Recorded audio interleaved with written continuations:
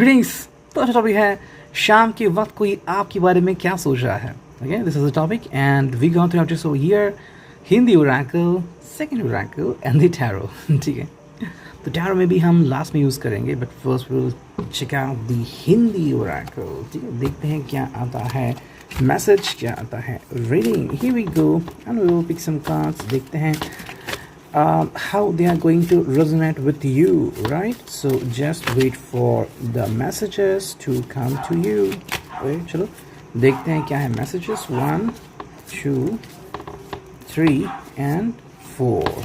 चलो 4 मैसेजेस आ चुके हैं, देखते हैं क्या है वो वन बाय वन। ठीक है, फर्स्ट इज मोटिवेटेड। वाह, बहुत अच्छी बात, प्रेरणा देना। ठीक है, कहीं ना कहीं आई थिंक ये पर्सन मोटिवेटेड फील कर रहा है because of you. Okay, that could be the main thing. अब ये कैसे हैं, मे बी शायद जिस चीज़ की ज़रूरत है इनको, थोड़ा सा मोटिवेशन की।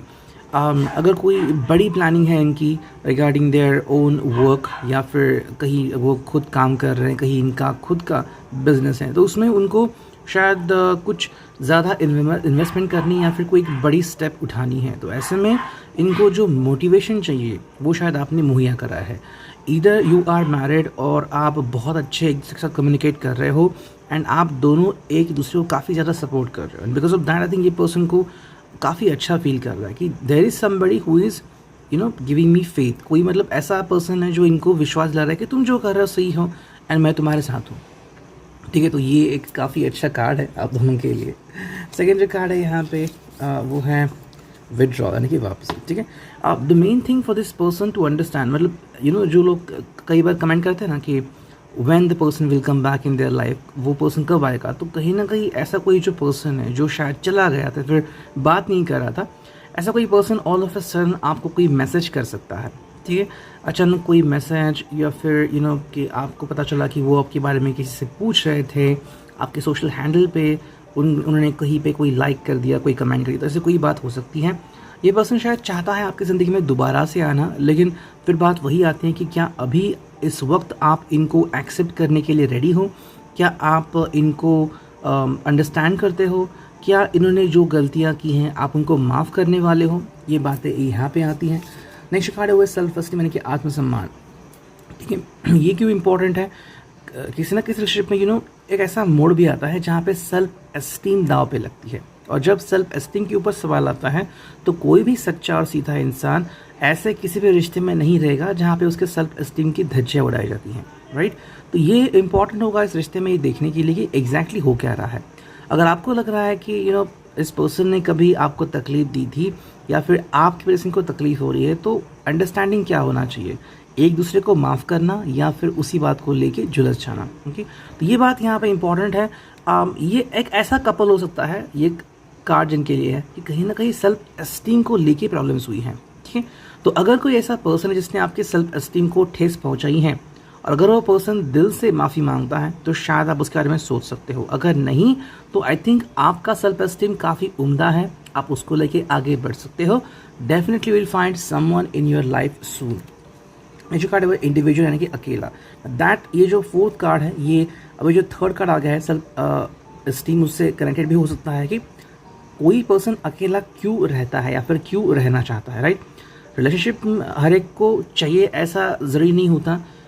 कभी कभी हम चाहते हैं कि हमें अंडरस्टैंड किया जाए, और कई बार हमें अंडरस्टैंड नहीं किया जाता। ठीक है, तो ऐसे में दर्द बहुत होता है। तो इंडिविजुअल मतलब शायद ये थोड़ा सा समय है उनके लिए भी और आपके लिए भी। चाहे फिर आप कपल हो तो थोड़ा सा आप समय ले सकते हो कि भाई कहाँ पे मैं थोड़ी सी गलती कर रही हूँ या कर रहा हूँ। अगर आप इस बात के ऊपर फोकस करेंगे तो काफ़ी सही होगा। आई थिंक ये पर्सन थोड़ा समय ले रहा है इंडिविजुअली अंडरस्टैंड करने के लिए कि वो इस रिश्ते को और कितने अच्छे तरीके से बेहतर कर सकता है। ठीक है, तो शायद आपको अगर सरप्राइजेस पसंद है तो उसके बारे में वर्क करना, या फिर ये पर्सन कहीं ना कहीं कोई गलती करता रहता है या फिर मुँह फट है और आपको बाद में तकलीफ होती है, तो शायद किसी फ्रेंड ने इसको आगाह किया होगा कि भाई तू ऐसा मत कर, वरना आगे जाके रिश्ते में प्रॉब्लम आ सकती है। ठीक है, तो थोड़ा सा समय निकाल के ये पर्सन शायद अपने आप को एनालाइज भी कर सकता है। नेक्स्ट देखते हैं यहाँ पे क्या कार्ड आता है, and that is all about the second Oracle. देखते हैं यहाँ से क्या रीडिंग आती है। चलो, इतने सारे कार्ड्स आ गए, we are going to take those cards. ठीक है, तो पहला जो कार्ड है वो है रोमांस। That's wonderful thing. कहीं ना कहीं रोमांस की लाइट जल चुकी है. Okay, this bulb is turned on, so that's wonderful. अगर आपको रोमांस चाहिए तो रोमांस ज़रूर मिलेगा. This person is ready study to have fantastic romantic things with you. शायद वो आपके साथ कोई गिफ्ट एक्सचेंज कर सकते हैं या फिर आपको कहीं घुमाने भी ले जा सकते हैं. आपके लिए वो कुछ स्पेशल भी कर सकते हैं. नेक्स्ट कार्ड है वो है miscommunication. That is something new. क्यों है ये मिसकम्युनिकेशन? मतलब कहीं ना कहीं शायद उनकी प्लानिंग में थोड़ी सी गड़बड़ी हो सकती है और आपको इनको माफ़ कर देना होगा इस बात के लिए. ओके, जैसे कि मान लो कहीं और जगह बुक की है रेस्टोरेंट में और कहीं और पहुंच गए या फिर समय भूल गए वगैरह, तो ऐसी कुछ चीज़ हो सकती है. So just forget about them. या फिर उन्होंने कुछ और ऑर्डर कर दिया और आपका जो चॉइस है वो कुछ और है, तो ऐसी कुछ थोड़ी मोटी गलतियाँ हो सकती हैं. So just forgive them for this kind of thing. Next is time to meditate. That is the time, जैसे मैंने कहा कि कोई पर्सन जो है वो इंडिविजुअली रह के थोड़ा सा ध्यान देना चाहता है अपनी आप पे. ये वही कार्ड है कि ये पर्सन थोड़ा सा मेडिटेशन करना चाहते हैं कि भाई कहाँ पे गलतियाँ हो रही है. आई थिंक ये अपने आप को आपके सामने बहुत अच्छा इंडिविजुअल प्रस्तुत करना चाहता है कि बाकी जो लोग हैं मैं उनसे कई गुना ज़्यादा अच्छा हूँ आपके लिए. ये वो शायद आपको बताना चाहते हैं. नेक्स्ट कार्ड है वो है रिकनेक्टिंग विद पास्ट. पास्ट की आपकी जो भी घटनाएं हैं, ठीक है, जिस तरह से आपने ज़िंदगी जी होगी एंड बोथ ऑफ यू, आपकी शुरुआत कैसे हुई एज अ कपल, आपने कैसे परफॉर्मेंस किया, कैसे आप आगे चले आए, जितनी भी प्रॉब्लम्स आ गए आपकी ज़िंदगी में कैसे आपने टैकल किया एंड कैसे आपने फिर एक दूसरे का साथ निभाया. वो जो चीज़ें हैं ये पर्सन और शायद आप दोनों मिलके भी इसको रिकनेक्ट कर सकते हैं. शायद किसी की एनिवर्सरी नज़दीक आ रही है या फिर कोई एक ऐसा दिन है जिसको आप बार बार याद करना चाहते हो. ठीक है, अब जो 2 कार्ड आ गए हैं उसमें से पहला कार्ड है जो कि इमोशनल ब्लॉक्स. अब ये क्यों है कि कहीं ना कहीं कोई पर्सन अगर इमोशंस को लेके बैठा है, अब मे बी वो इमोशनल ब्लॉक हो सकता है regarding the family.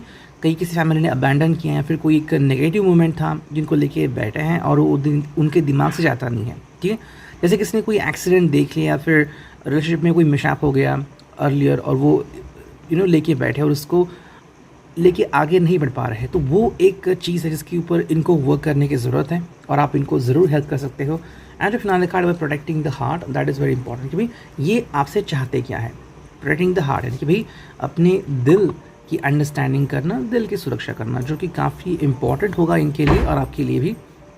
So just think about it.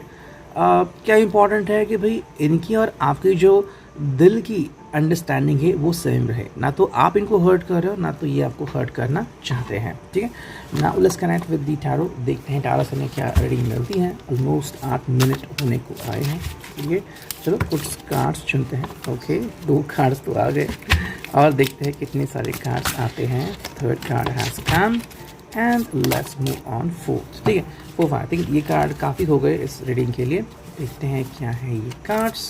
Okay, मैं करता हूँ कार्ड्स को स्ट्रेट. राइट, तो पहला जो कार्ड है वो है 6 of cups. Cancer, Scorpio, Pisces. Accepting you, being with you and that is very essential for this person as well as for you. मतलब एक दूसरे का साथ पाना एंड भरोसा करना, ये कहीं ना कहीं इस पर्सन के दिमाग में चल रहा है. वो आपके ऊपर ज़्यादा और विश्वास करने लगा है एंड शायद वो पल बहुत नज़दीक है जब वो आपको प्रपोज कर सकता है या फिर पूछ सकता है कि आपकी राय क्या है.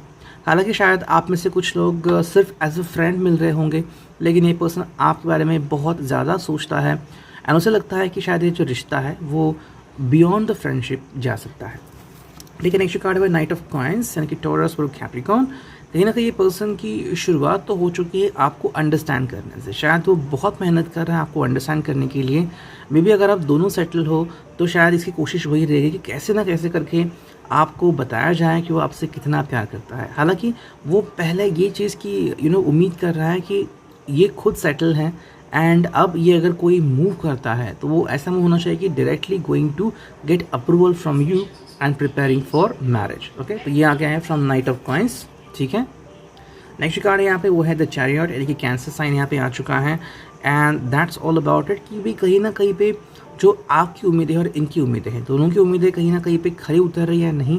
एंड दोनों के जो थॉट सिस्टम है अगर अलग अलग है तो किस तरह से आप दोनों उसको ज्वाइन कर सकते हो. मतलब डिफरेंसेस तो हैं और ये डिफरेंसेस इस पर्सन को भी एक्सेप्टेड है. ऐसा नहीं कि ये पर्सन कह रहा है कि हमारे बीच कोई डिफरेंस नहीं होना चाहिए, ऐसा नहीं है. The person is accepting the differences as well. But the thing is that कि उसके बावजूद आप किस प्रकार एक दूसरे का साथ निभाते हो, ये देखना इस पर्सन के लिए काफ़ी इंपॉर्टेंट होगा. Three of coins as you can see कि भाई वर्क का प्रेशर तो है इनके ऊपर, लेकिन उससे ज़्यादा प्रेशर ये है कि क्या वो आपको समय दे पाएंगे या नहीं। ओके, इनके लिए अपनी फैमिली काफ़ी इंपॉर्टेंट है। तो अगर आपको कोई ऐसा पर्सन चाहिए जो फैमिली लवर है, जो फैमिली गाय है, तो शायद ये आपके लिए सही पर्सन हो सकता है। हालांकि आपको ये देखना होगा कि ये जो पर्सन सच में बता रहा है कि फैमिली गाय है वो है या नहीं। एंड लाइकवाइज एंड जो फिनाले कार्ड है वो है queen of wands and that's all about the passion. कुछ लोग बहुत पैशनेट हैं एंड पैशनेटली रिलेशनशिप में मूव ऑन होना चाहते हैं। तो अगर आप ऐसे किसी पर्सन को ढूंढ रहे हो जो पैशनेटली रिलेशनशिप में मूव ऑन होना चाहता है, तो that is the right thing. अगर नहीं तो थोड़ा आपको उसके ऊपर वर्क करना होगा। द रीडिंग आप इट विल रेजोनेट।